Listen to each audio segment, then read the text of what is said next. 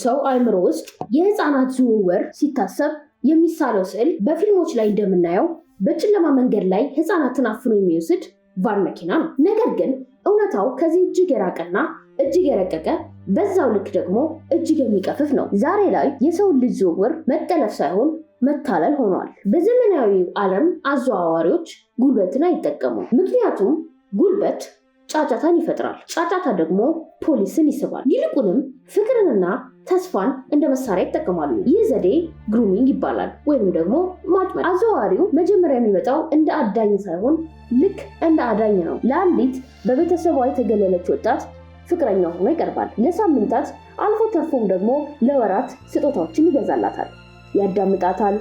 በዓለም ላይ ያለውን ክፉ ነገር ሁሉ እሱ ብቻ እንደሚከለክልላት ይነግራታል። ልቧን ሙሉ በሙሉ ካሸነፈ በኋላ ግን ድንገት ፊቱን ይቀይራል። ለቤታችን ኪራይ የሚሆን ገንዘብ አጣው፣ ለጥቂት ጊዜ ይህን ስራ ካልሰራሽ እንራባለን በማለት ወደ ወሲብ ንግድ ይከታታል። በዚህ ጊዜ ልጅቷ የታሰረችው በሰንሰለት ሳይሆን በፍቅርና በውዴታ ስለሆነ ለማምለጥ አታስብም። ይህ እጅግ በጣም አሰቃቂ ንግድ በሰው ልጅ ታሪክ ውስጥ ታይቶ በማይታወቅ መልኩ ትርፋማ ሆኗል። የሰው ልጅ ዝውውር በዓለም አቀፍ ደረጃ በየዓመቱ ከ150 ቢሊዮን ዶላር በላይ ገቢ ያስገኛል። ይህንን ቁጥር በዝርዝር ስንመለከተው አስደንጋጭነቱ ይጨምራል። ከዚህ ገቢ ውስጥ 99 ቢሊዮን ዶላር የሚገኘው ከንግድ ወሲባዊ ብዝበዛ ነው። በአሁኑ ሰዓት በዓለም ላይ ከ50 ሚሊዮን በላይ ሰዎች በዘመናዊ ባርነት ውስጥ ይገኛሉ። ከነዚህ ውስጥም 12 ሚሊዮን ያህሉ ህፃናት ናቸው። አንድ አዘዋዋሪ አንዲትን ሴት በአማካይ በአመት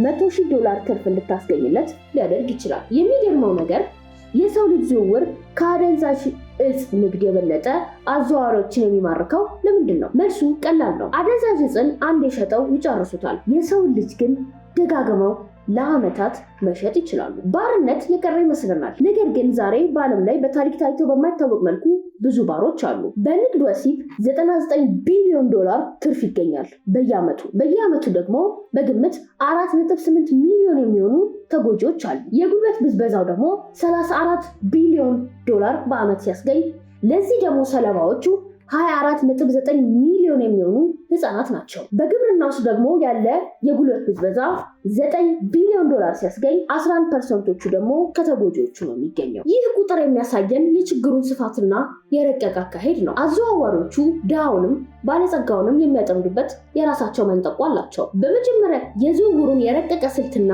የቢሊዮን ዶላር ትርፍ ያስቡ። አሁን ግን ወደ ልብ ሰባሪዎቹ እውነታዎቹ ውረድ። የሰው ልጅ ዝውውር ቁጥር ብቻ አይደለም። የእያንዳንዱ ተጎጂ ህይወት የራሱ የሆነ መሪር ታሪክ አለው። እነዚህ ሁለት ታሪኮች የንግዱ ሰንሰለት ከድሃ መንደር እስከ ዘመናዊ ከተሞች እንዴት እንደሚዘረጉ ያሳያሉ። ካቲያ ስሟ ለደህንነቷ ሲባል የተቀየረ የምስራቅ አውሮፓ ተወላጅ ነበረ። የ19 ዓመቷ ካቲያ ቤተሰቦቿን ከድህነት ለማውጣት ብቸኛው መንገዷ ውበቷ እንደሆነ ታምን ነበር። በአንድ ወቅት በኢንተርኔት ላይ አንድ የሞዴል ኤጀንሲ ወኪል ያገኛት። ሰውየው መልከ መልካም ውድ ልብሶችን የሚለብስና በአውሮፓ ፋሽን ሳምንታት ላይ ተጽዕኖ እንዳለው የሚናገር ነበረ። በጣም ቆንጆ ነሽ፣ የአውሮፓ መጽሔቶች አንቺን ነው የሚፈልጉት አላት። ካቲያም ትልቅ ተስፋ ሰንቃ የፓሪስ ቪዛ ተዘጋጅቶላት በደስታ በረረች። ፓሪስ አየር ማረፊያ እንደደረሰች ያ ወኪል በፈገግታ ተቀበላት። ነገር ግን ወደ ሆቴል ከመሄድ ይልቅ ወደ አንዲት አሮጌ መኪና ወሰዳት። ልክ መኪና ውስጥ እንደገቡ ፊቱ ተቀየረ። ፓስፖርትሽን ስጪኝ፣ ለቪዛ ምዝገባ ያስፈልጋል አላት። ካቲያም ሰጠችው። ከዚህ ቅጽበት በኋላ ካቲያ ፓስፖርቷን ዳግመኛ አላየችው። ካቲያ የተወለደችው ወደ አንድ ጨለማ ቤዝመንት ነበረ። አሁን ዕዳ አለብሽ አላት። ለቪዛው፣ ለአውሮፕላን ቲኬቱና ለዚህ ክፍል 20,000 ዩሮ መክፈል አለብሽ። ይህ ደግሞ በሰውነትሽ ነው የምትከፍይው አላት። ካቲያ ለሚቀጥሉት 2 ዓመታት በቀን ለ15 እና 20 ወንዶች እንድትገደል ተደረገች። በየቀኑ ትደበድባለች፣ ምግብ ትነፈጋለች። ካቲያ የታሰረችው በሰንሰለት ሳይሆን ፖሊስ ጋር ብትሄጂ ህገወጥ ስለሆንሽ ያስሩሻል፣ ቤተሰቦች ደግሞ እንገላቸዋለን በሚል የፍርሃት ሰንሰለት ነበረ። ሁለተኛው ደግሞ ታሪክ የሳሙኤል ታሪክ ነው። ይህ ታሪክ ደግሞ ከሌላው ዓለም ክፍል ከደቡብ ምስራቅ እስያ የአሳ ማጥመጃ መርከቦች የመጣ ነው። ሳሙኤል የ14 ዓመት ታዳጊ ነበረ። የአካባቢ ደላሎች በአንድ ትልቅ የአሳ ማቀነባበሪያ ፋብሪካ ውስጥ ስራ አለ፣ ደሞዙን ቤተሰቦችን ይረዳሃል ብለው አታለሉት። ሳሙኤል ከሌሎች 20 ታዳጊዎች ጋር በመሆን ወደ አንድ ወደብ ተወሰደ። እዚያ እንደደረሱ ግን ወደ ፋብሪካ ሳይሆን ወደ ግዙፍ የአሳ ማጥመጃ መርከቦች ተጫኑ። መርከቧ ወደ ጥልቅ ባህር ስትገባ ሳሙኤልና ጓደኞቹ የታሰሩባትን ወጥመድ ተረዱ። ሳሙኤል ለ3 ዓመታት ያህል መሬት ሳይረግጥ በባህር ላይ ኖረ። በቀን 20 ሰዓት መረብ ይጎትታል፣ አሳ ያጸዳል፣ እንቅልፍ ካሸነፈው በግርፋት ይቀሰቀሳል። የታመሙ ልጆች ስራ አይሰሩም ተብለው በባህር ላይ ይጣላሉ። ይህ ዘመናዊ ባርነት ለዓለም አቀፍ የባህር ምግቦች ገበያ ርካሽ ምርት ለማቅረብ ሲባል የሚፈጸም አሰቃቂ ወንጀል ነው። እነዚህ ታሪኮች እንደሚያሳዩት የሰው ልጅ ዝውውር ሁለት ዋና ዋና መነሻዎች አሉት፣ ፍላጎትና ደህንነት ማጣት ነው። ብዙ ሀገራት የሰው ልጅ አዘዋዋሪዎች የሚቀጡት ቅጣት ከአደንዛዥ ዕፅ ነጋዴዎች ያነሰ ነው። ይህ ደግሞ ወንጀለኞችን ያበረታታል። በየድንበሩ ያሉ የፖሊስና የኢሚግሬሽን ባለስልጣናት በገንዘብ ሲደለሉ እንደ ካት ያሉ ልጆች ድምጻቸው ይታፈናል። እኛ የምንገዛቸው ርካሽ ልብሶች ወይም የምንመገባቸው የባህር ምግቦች በባህሮች ጉልበት የተመረቱ ሊሆኑ እንደሚችሉ አለማሰባችን ለንግዱ ቀጣይነት